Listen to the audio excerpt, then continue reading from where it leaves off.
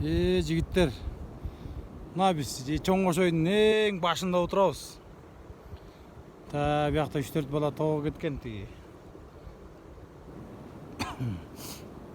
Биякта көлдү көрүп келебиз депчи. Биз болсо отурабыз. Медет.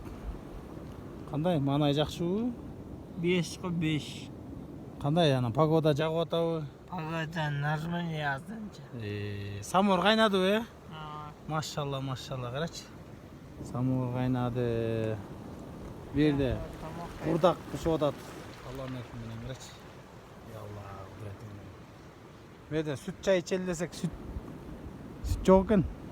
Кителеге каршы сүттөр сатылып кетти. Тегерек жетте бүт сүт жок экен да. Ошол жер кичине 20 сом. чатагараак болуп калды. Калганын баардыгы жакшы. Субханалла.